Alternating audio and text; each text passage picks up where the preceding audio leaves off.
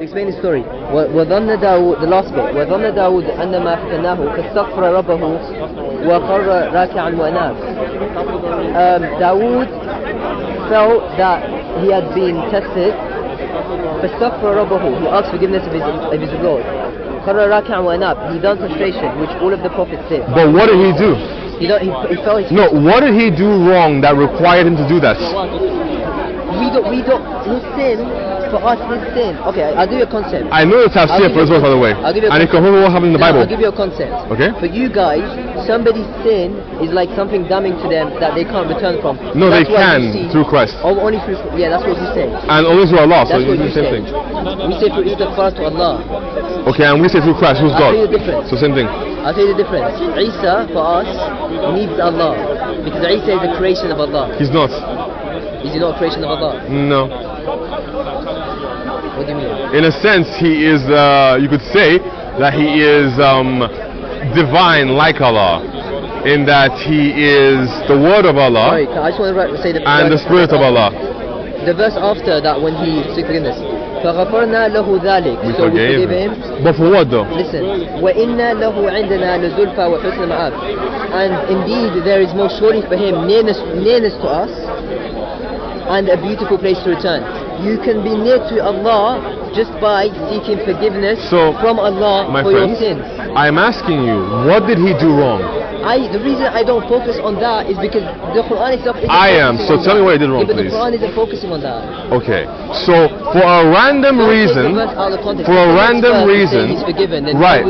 so for a random reason, David did something wrong. Random reason, but for us, listen, the reason why I don't want to go down the argument that you're I do. I'll tell you why not. Because come down with me. The reason why is your concept of sin and forgiveness is so different to our concept that if you look at us and say this person sinned, that person sinned, that person, you're going by the understanding that your teachers teach you of if anybody sins they need Jesus.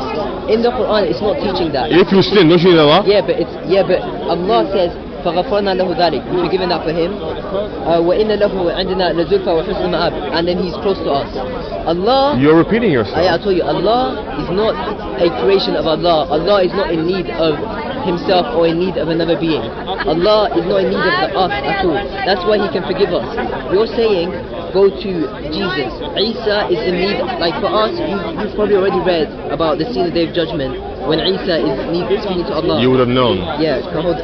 Well, I still want to know what he did wrong. I would say, why should I focus on that if it says that he's been forgiven?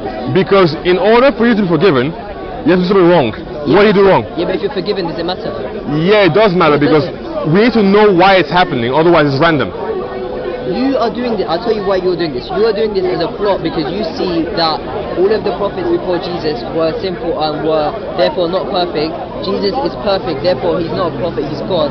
That logic is actually so flawed because if Jesus was perfect, why did he walk on this earth? Why did he eat? Why did he lead such? Because he was in the incarnation. But ultimately he never committed any sins. So in the eyes of God he was perfect. Sins against who? Against God. He followed the law perfectly. That doesn't make sense.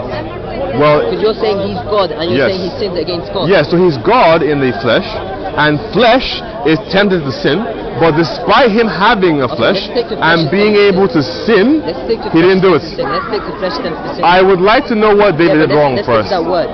I would say to him, what did David do wrong? I would say your words back to him, flesh is tempted to sin. Dawood might have been tempted. Okay. He repented and he was forgiven. Right, he was tempted. So why would he focus on tempted to do what? What do you mean? I respect my prophet. Yeah. I can't do that. Thank you. Me, I respect my prophet, and I respect the prophets before Muhammad, so I don't focus on their mistakes that they were forgiven for. Okay, so ultimately, if Allah forgive him, who are me to speak on his sin? Ultimately, the prophets that we have in the Bible were also forgiven, but the problem that you're having, if he's near to Allah and he's forgiven, but here's the issue. You told me before that Christians defame the prophets. No, we don't. We admit that they did sins. And you know what's the funniest thing? But why? But why do you admit that they did sins? Because they're not perfect and they're men. You're looking for you know what's funnier? What's funny? This particular hadith, right? Have you ever sorry, my mistake. This particular ayah. Have you ever read Al-Jalalain? Al-Jalalain, a 14th century book by a Quranic exegete. I don't read to any contradicts extras. I only read to Tafsir. Yeah, but I don't read any tafsir. I Okay. just read like the confirmed Sunnah. Al-Jalalain actually quotes the Bible for this one.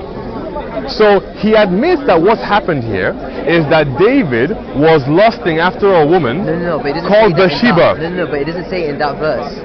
But you The see, test there. Okay, let me answer you because now I need to answer you Go because ahead. you basically misinterpreted that. Well, you That's what lied. Jalalain said. You lied on David. okay, In there, the fitna is that the people came to ask for a judgment, and he gave a judgment like incorrect. Basically, he gave an incorrect judgment, but he knew that, he realized that, and he quickly repented. do you know what his judgment was?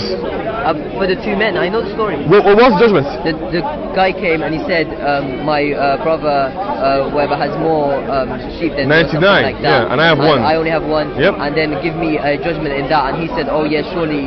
No, people are- you missed out on one part. He's taken mine.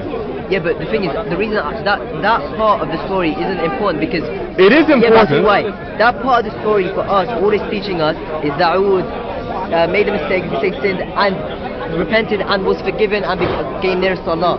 You focus on those stories to make out faults for the prophet. Here's why it's a problem. You don't. It's there, Allah isn't And trying to here's why fault you David. should. shouldn't. If two men came to him, by the way, Jalalain says that they were angels, but if two men came to him, right, and then they were disputing on a matter where one man had 99 sheep and the other one had one, and the one with 99 took the one from the man with a single sheep, and David admitted that this was wrong and that it should be returned. No. David admitted that what had happened to the man with one sheep was wrong. He made a correct judgment. Right.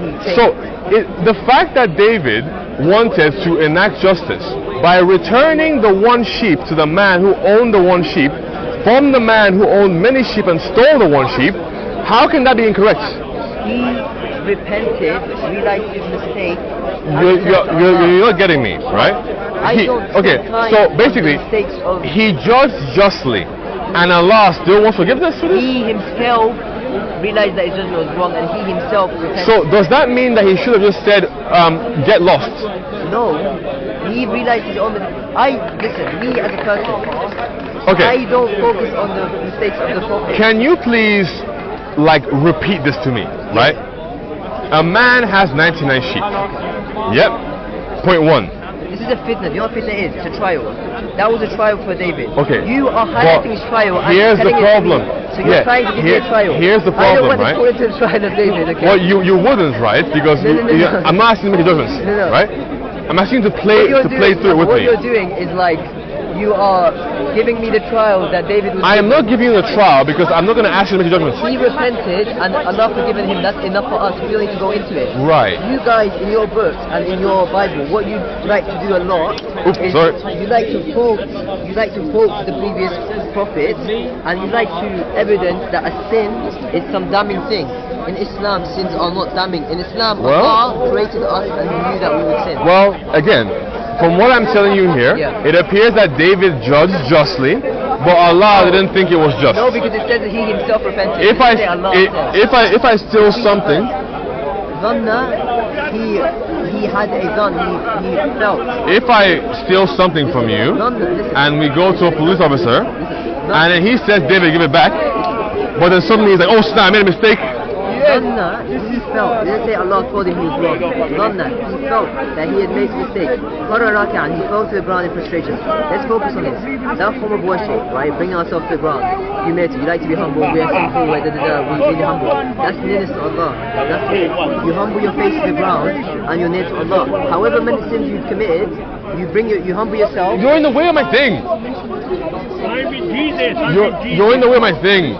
However sins go on with that, please.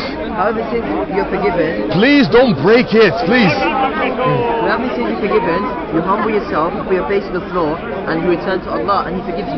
That's it. How is it a sin to judge justly? What do you mean? Judging unjustly. Justly. It's not justly because He said Himself that I'm not going to go into the trial of a prophet who was then forgiven and Allah accepted him, and then fall into the trial and look at where he might have made mistakes. I don't want to put myself into trials.